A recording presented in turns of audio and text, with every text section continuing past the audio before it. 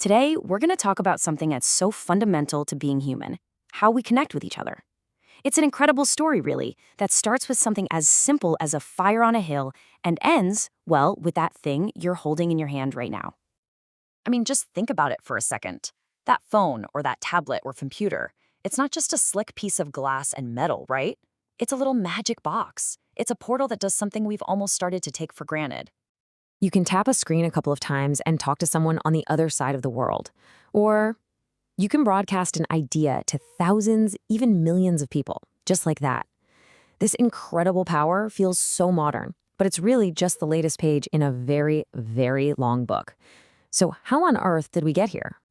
To really get a handle on our digital lives, we have to go back. I mean, way back. We've got to follow the trail of connection from the very beginning. So let's start the clock and jump in. Okay, first up, we're going on a super fast trip through the history of communication tech. And you're going to see a pattern. For most of human history, things moved pretty slowly. And then, all of a sudden, they really, really didn't. For literally thousands of years, our best bets were things like signal fires or, tying a note to a pigeon. Smart, for sure, but not exactly instant. Then the 1800s arrive, and bam, everything changes. In 1837, Samuel Morse gives us the telegraph, basically turning electricity into words. Just a few decades after that, Alexander Graham Bell invents the telephone. And from there, the pace just gets faster and faster. We get the first mobile phone service in 46, and then the absolute game changer in 1969, ARPANET. This was a US military project that, you guessed it, would eventually become the internet we know and love today. The time between these huge leaps just kept getting shorter. Each one wasn't just a new gadget, it was a total revolution in how fast and how far we could connect. So we've seen the what and the when. But what about the how? It turns out you can basically break down any kind of communication, from a whisper to a worldwide broadcast, using just 3 simple rules. All right, rule number 1 is all about location. It's simple. Are you in the same room as the person you're talking to? If the answer is yes, that's direct communication, a normal conversation. You can see their face, read their body language, all that good stuff. But if you're separated by distance, it becomes indirect. Think phone calls, emails, you name it. You might lose some of those physical cues, but what you gain is the freedom to talk to anyone, anywhere. The second rule, it's all about timing. Is the conversation happening live, in real time? If so, that's called synchronous communication. A phone call or a video chat is a perfect example. You talk, they hear you instantly. But if there's a delay between sending and receiving, that's asynchronous.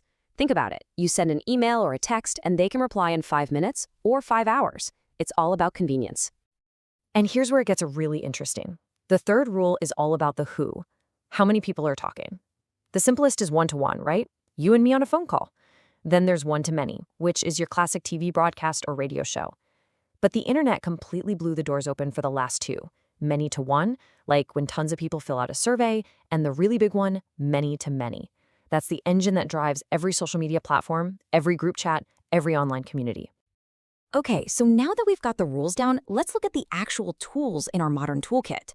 Because these basic principles are the building blocks for literally every app on your phone that helps you connect with other people. Let's start with an old school classic, email. You can think of it as a digital letter, but with a serious superpower: its broadcastability. With the simple magic of to, CC, and BCC, email became the very first tool that let pretty much anyone send a message to many people all at once. And then you've got messaging apps. These are like text messages on steroids. They're packed with photos, videos, GIFs, you name it.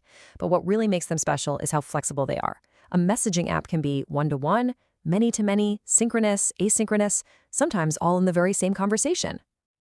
And of course, there's social media. This is the ultimate example of that many-to-many idea we just talked about. These platforms aren't just tools. They're like digital town squares. Millions of people can broadcast their thoughts and react to others all at the same time, creating this non-stop, global conversation that basically never sweeps. And finally, we have the video call. This is humanity's best shot so far at recreating that direct, face-to-face feeling when we're miles apart. It's the perfect mix of being in different places, so indirect, but talking in real time, so synchronous. It brings our faces and voices across any distance, instantly.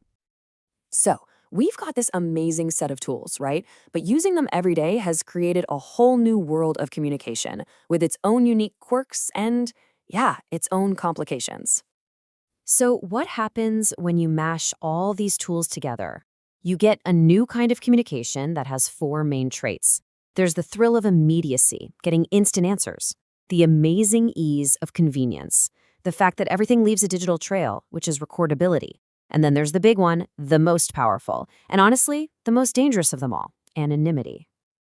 Yeah, anonymity. It's a real double-edged sword. On one side, it can be totally liberating.